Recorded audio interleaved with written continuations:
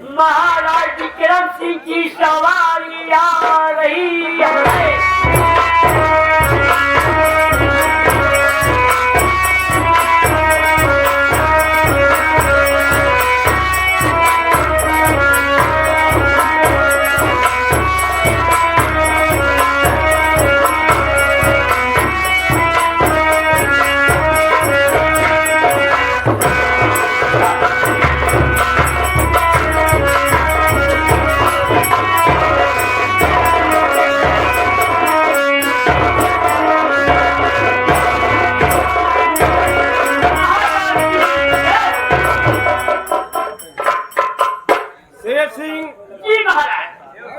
बात क्या है जो कई प्रकार के आदाब बजा रहे? महाराज जी हम तीनों से बजावत है आकाश पाताल निकलो। महाराज हमारे कहने का मतलब है कि मिकलो मुट्ठी में बना हुआ है। मिकलो का खंबा है, जो भी व्यक्ति कलम काम करके जाता है भगवान इसी पे बैठाते हैं। ठीक है, तुम कई प्रकार के आदाब बजाए, हाँ प्रभु को खुश किए। जी महाराज। शेर सिंह जी महाराज।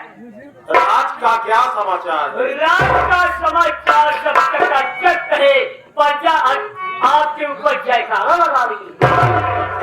तुम्हारे कहने का मतलब मेरी सारी प्रजा खुशहाल है। एकदम खुशहाल है और खुशी में तुम भी खुश हो। जी महाराज। राजा और प्रजा का मेल बराबर होना चाहिए। हाँ महाराज। प्रजा राजा की संतान होती है। जी महाराज। और राजा पिता के तुल्य समान होता है। जी महाराज। Hello hello.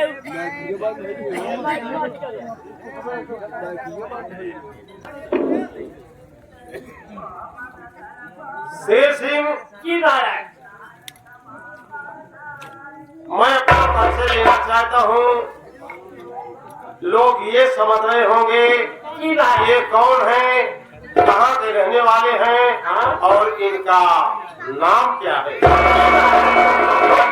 साथियों, मैं उधमगढ़ का रहने वाला हूँ। मेरा नाम महाराज विक्रम सिंह है। घर में मेरी पत्नी पुष्पावती है। मेरा एक छोटा भाई जिसका नाम पवन है। शेर सिंह, मेरे पिताजी मरते समय मुझसे ये कहा, बेटा विक्रम सिंह अपने छोटे भाई पवन का हमेशा ख्याल रखना, पढ़ाना लिखाना, होशियार हो जाने पर उसकी शादी कर देना। मेरा भाई पवन पढ़ लिख कर होशियार हो चुका है, शादी योग्य हो चुका है। मैं सोच रहा हूँ उसकी शादी करके अपने पिताजी के वचनों का पालन करके मैं इससे मुक्त होना चाहता हूँ। आज महल चलता हूँ। मैं अपनी धर्म पत्नी पुष्पावती से विचार विमर्श करूंगा, पूछूंगा कि प्रिय तुम्हारी क्या राय है। मैं अपने छोटे भाई पवन की शादी करना चाहता हूँ। तो इसे वहाँ पर पता चलेगा जब मैं अपनी महारानी पुष्पावती से बात करूंगा। शेर सिंह, तुम राज का कारोबार देखो। मैं इस वक्त महल चल रहा हूँ। जैसी आपकी क्या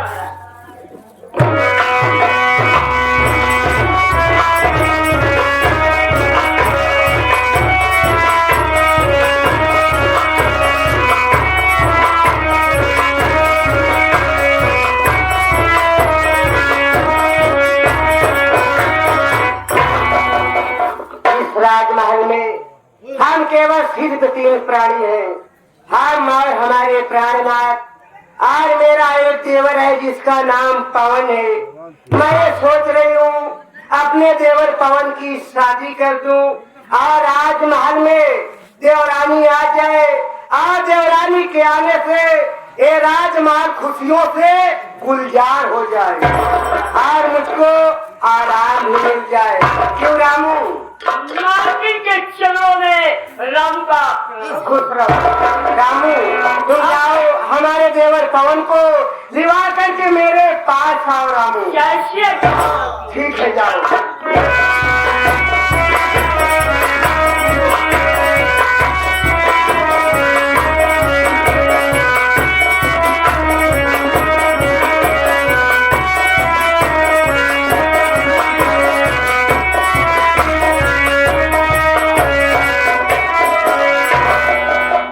राम हरे राम। अरे खुश रहो।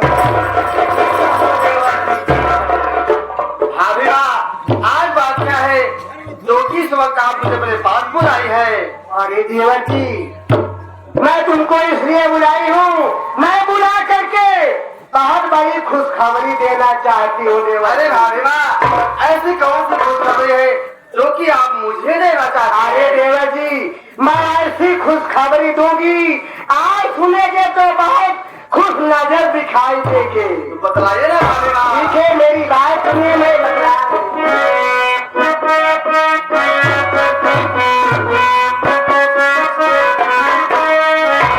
अरे सगाई वाले सगाई वाले अरे सगाई वाले कुंवर रोज यहाँ आते हैं। सगाई वाले रोज यहाँ आते हैं। सगाई वाले रोज यहाँ आते हैं।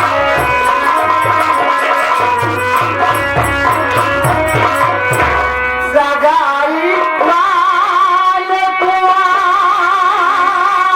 रोज यहाँ आते हैं। आरती का हयात का हो खुशियाँ हम मनाते हैं। का हयात का हो खुशियाँ हम मनाते हैं। का हयात का हो। क्या बताऊं पवन, आपके शादी करने के लिए बहुत दूर दूर से लोग ये राजमहल में आते हैं, इसलिए मैं तुझको बुला करके धूमधाम से खुशियाँ मना रही हूँ। भाभिया, कहने का मतलब आप इसलिए खुशियाँ मना रहे हैं। हाँ हाँ, इसलिए मैं खुशियाँ मना लेकिन रही हूँ। मेरी बात सुनिए। बोलिए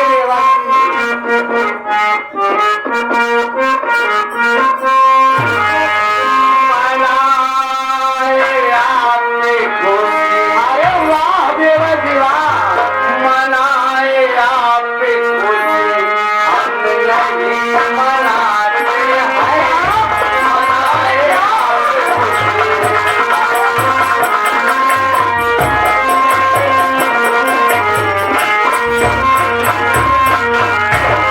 मनाए आपने खुशी।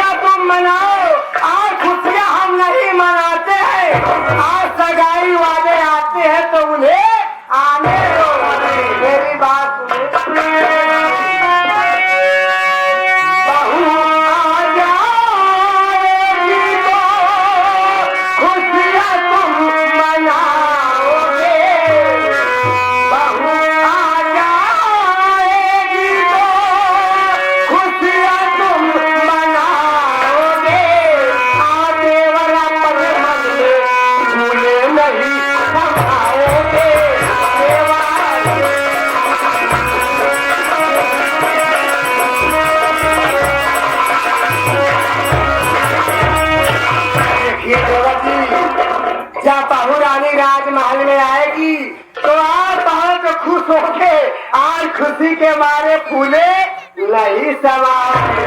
सागर जी आप बताना तो उचित है, लेकिन फिर भी मेरी बात सुनिए। बोलिए क्या कहना चाहते हैं?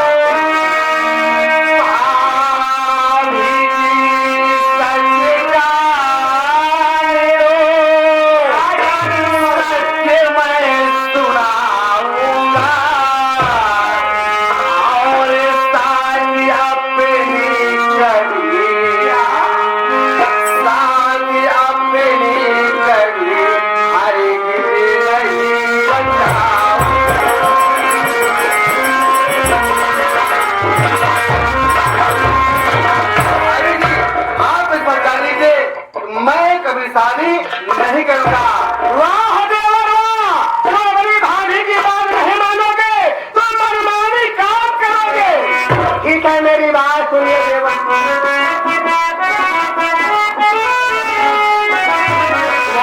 तुमने कहा और मैं मान ली, कैसे शादी में अपनी रचाओगे। शादी की है बिना जीवन,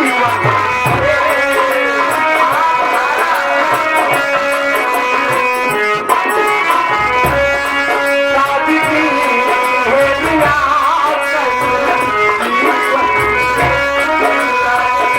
देवर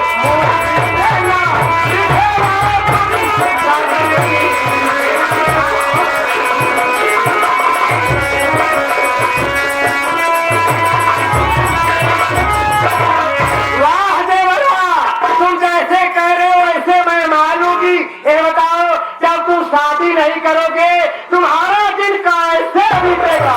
मैं तुम्हारी भाभी माँ हूँ, भाभी माँ से दिल लगी बात मत करिए।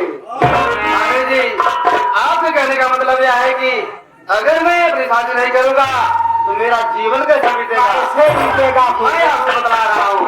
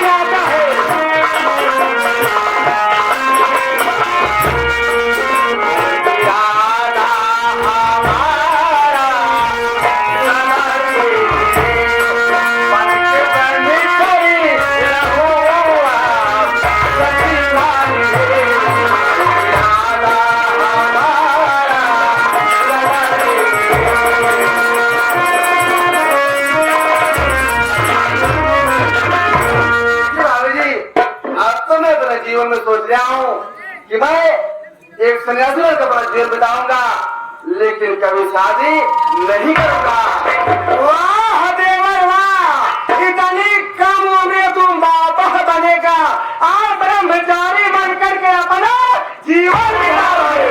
अगर तुम शादी नहीं करोगे आगे की बात नहीं मानोगे, नहीं मानोगे। ठीक है मेरी बात अभी आप क्या कहना चाहते हैं? अरे दिल लगी देवर लगता समझ में नहीं, शादी तेरी करूं खुशियां मनाओगे, करके ब्रह्मचारी रहेगा सदा है।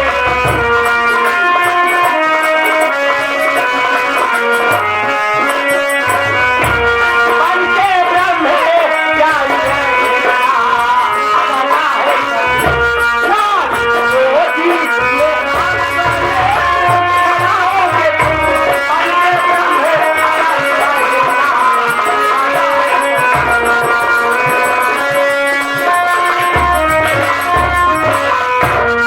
पवन तो अपने दिल और दिमाग से सोचो, ये ब्रह्मचारी बनना कोई आसान काम नहीं है, ये बहुत कठिन काम है देवर जी। मैं जानता हूँ ब्रह्मचारी पिताई बनना कोई आसान बात नहीं है, लेकिन फिर भी मेरी बात समझने का प्रयास कीजिए।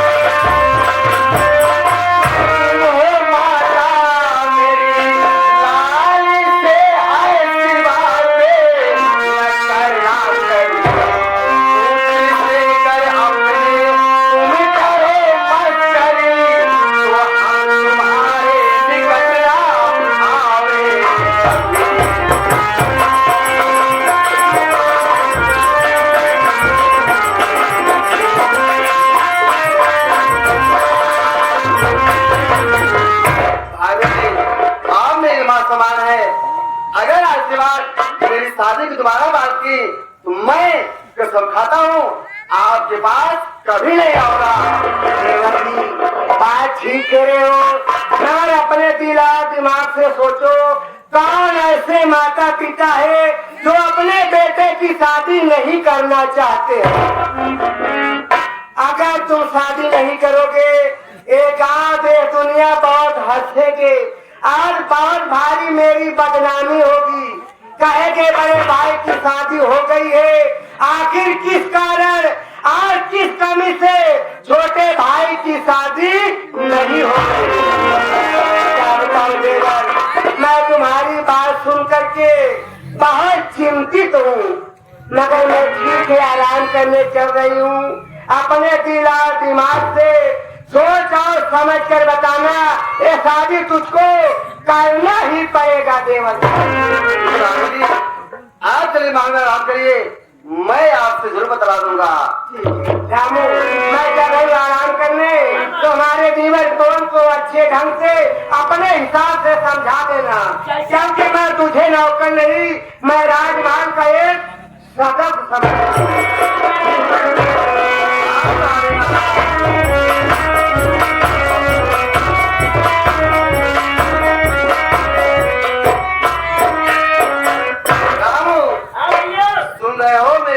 क्या कह रही है? तुम अपनी शादी रचा लो, महल में बहू रानी आ जाए और महल एकदम खुशियों से भरा हो जाए। लेकिन मैं सोचता हूँ मैं कभी शादी नहीं करूंगा, बल्कि बाबा का बनकर पर जेल में जाऊंगा, कभी शादी नहीं करूंगा। लेकिन भैया शादी न कर दिया क्या तो क्या तू रोटी कोई खिलाए? अरे यार पागल, अगर मैं ये बताओ क्या मैं जो अपने दिल में सोच लिया हूँ क्या वो गलत है?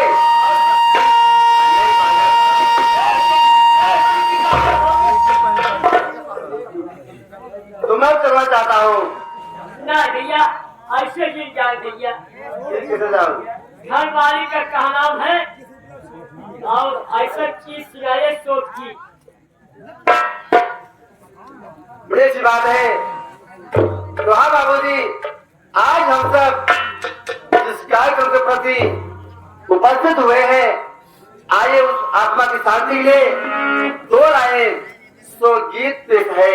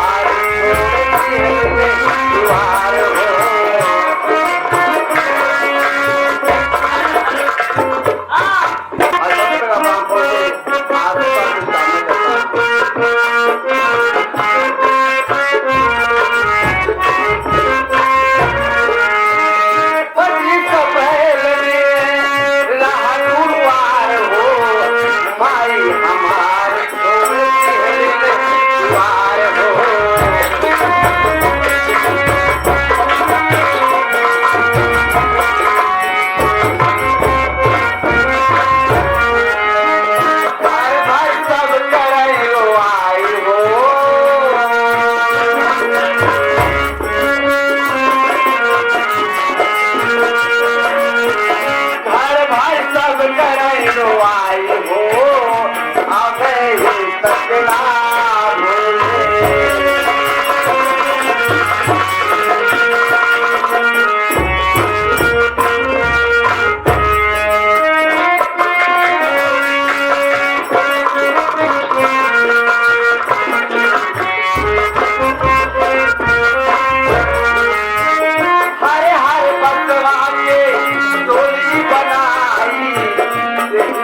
माई